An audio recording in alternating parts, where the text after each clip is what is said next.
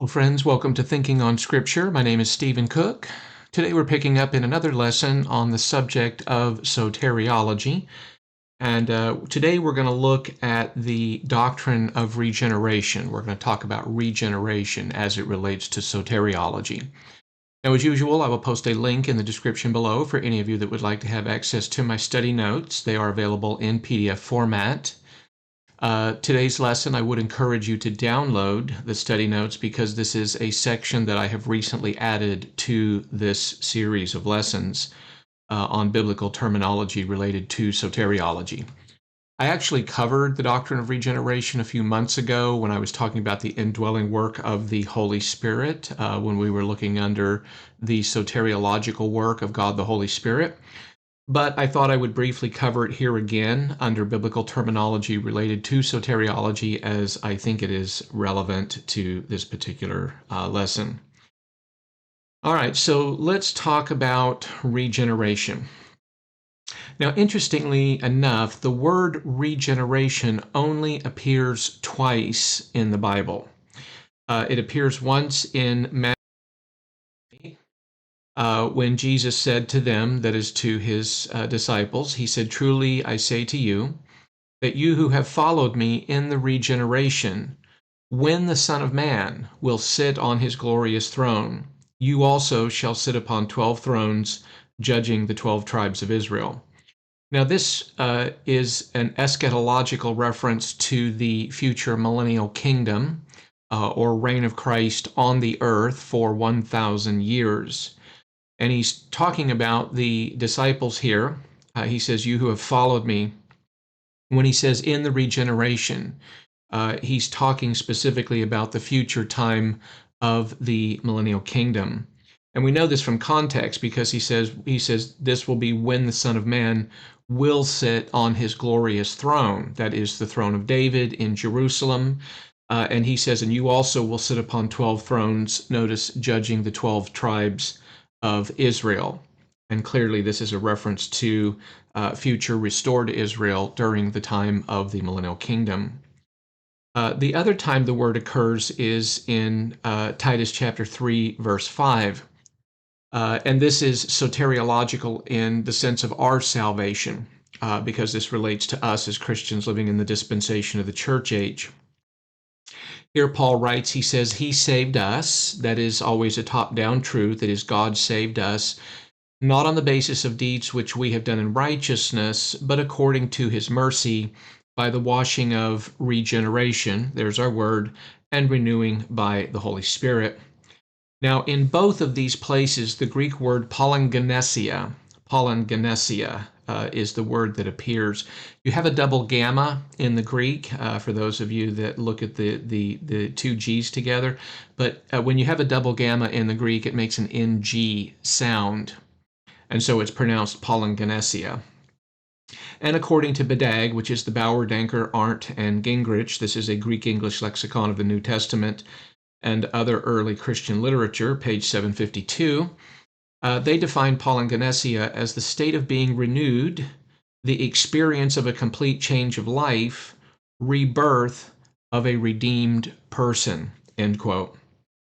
I have a quote here by Dr. Louis Sperry Chafer, and this is taken from his little book called Major Bible Themes, and this is going to be page 9798, which is a good little book. It covers 52 doctrines.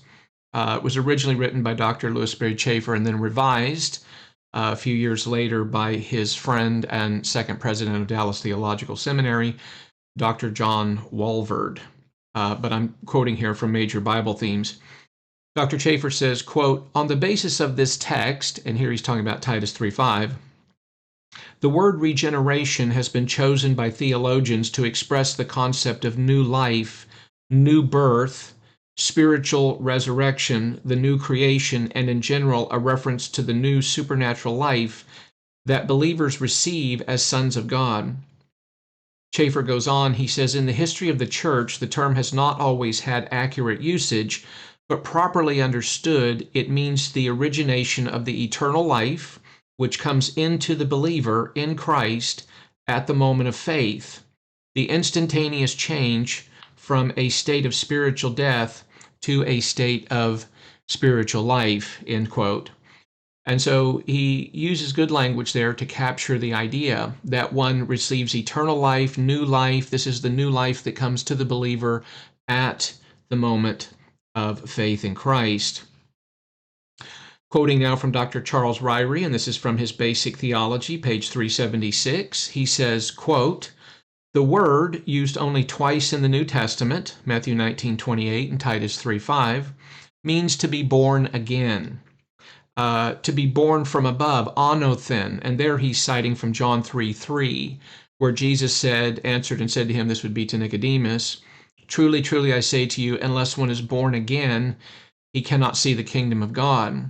Now, the phrase here, born again, translates the Greek anothen, which can also be understood as born from above, and that's why Ryrie has it this way. The New American Standard Bible also has that as an alternate translation because anothen does mean from above, and it speaks of from the source of heaven. So again, going back to Ryrie here, he says to be born from above occurs in John 3:3 and probably includes the idea of being born again. He says, see also the usage of anothen in Galatians 4:9. He closes out, he says, it is the work of God that gives new life to the one who believes, end quote. And there it is, very straightforward. It is the work of God that gives new life to the one who believes. Dr. Paul Enns would agree. He says, quote, succinctly stated, to regenerate means to impart life. Regeneration is the act of God whereby he imparts life to the one who believes, end quote. And that was taken from his Moody Handbook of Theology, page 338.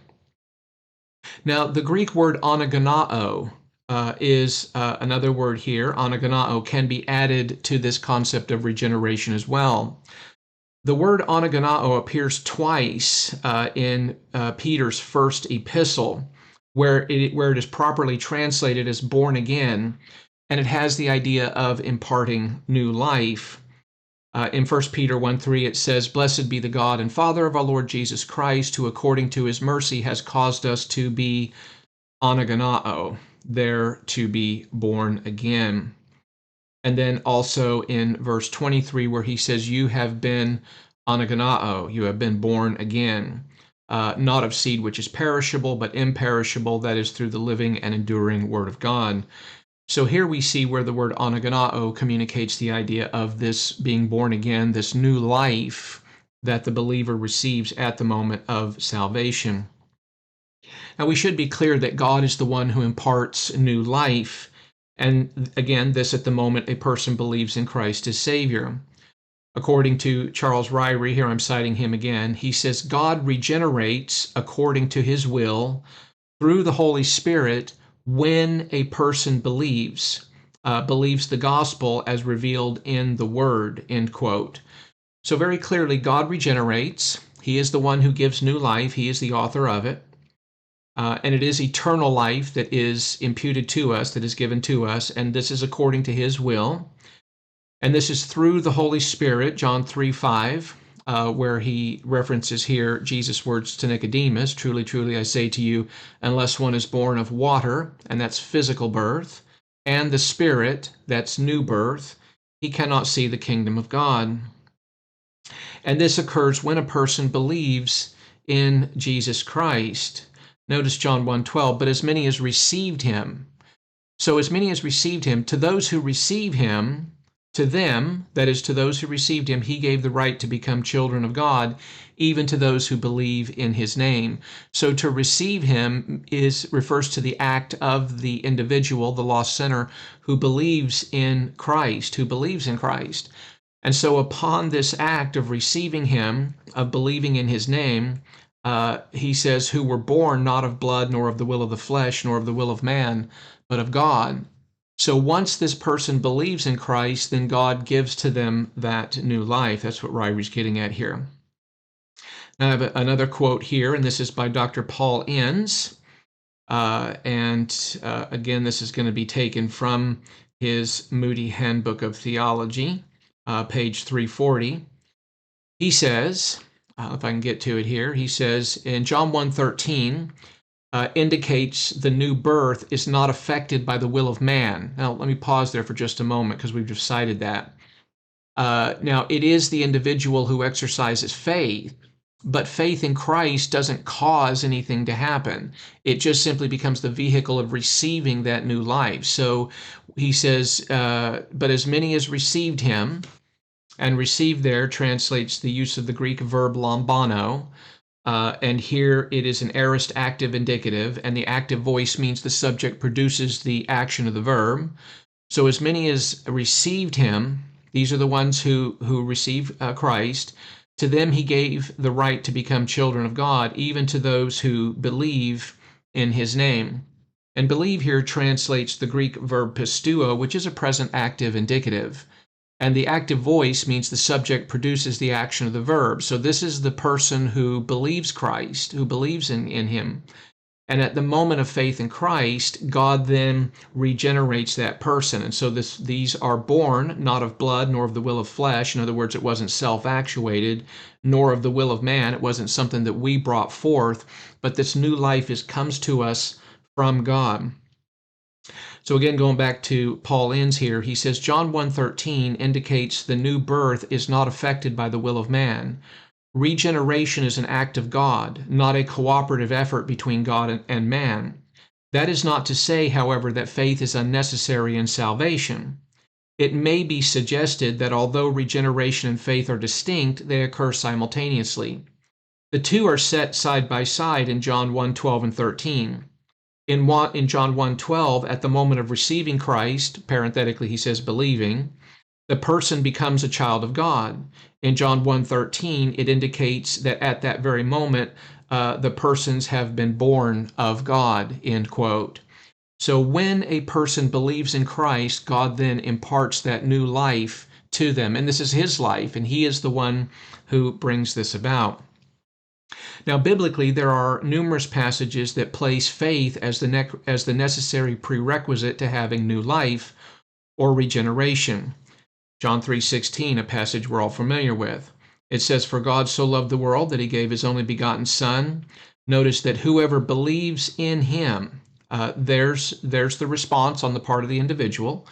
Whoever, and this is open to all humanity because of unlimited atonement that Christ died for everyone. So he says, and whoever believes in him shall not perish, but have, and what is it that they have? Eternal life. John 6:40, and this is the will of my Father, that everyone who beholds the Son and believes in him, there's the responsibility on the part of the lost sinner, will have eternal life. So they come into possession of eternal life. And let's see here, the one who beholds, not myself, will raise him up on the last day. Okay,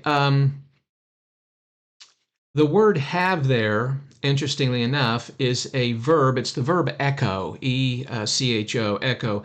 And it's in the present active subjunctive. But here, the present tense means it's a right now truth. So the person who believes in him at that very moment has eternal life. And this would agree with John 10:28, where Jesus says, and I give eternal life to them, and they shall never perish. Give, there in John 10:28, translates the Greek verb didomi, which is a present active indicative. And the present tense means that eternal life is in the possession of the person who believes in Christ at that moment that we come into possession of that eternal life. So eternal life is not what we can have. It's what we have at the moment of faith in Christ. So in these and other instances, eternal life is given when we believe in Jesus as our Savior. And again, to be clear, faith is never the cause of our salvation, but rather the means by which we receive it. Ephesians 2:8-9 says, for by grace you have been saved through faith, not because of faith, but through faith. For by grace you have been saved through faith. And again, very clearly, that not of yourselves. It is the gift of God. So salvation is the gift of God. And remember that a gift by its very nature means that it's free, that it has been paid in full by another person, and that it is received without any cost. There's no charge. There's nothing that we have to pay for this new life that we have. So it is the gift of God, very clearly not as a result of works, so that no one may boast. So again, closing out here, faith has no saving merit at all. God saves, and He alone gets all the credit and the glory. All right, that will close out this short lesson on regeneration. Hopefully this has been helpful to you. I thank you for taking the time to watch this video, and I wish you a blessed day.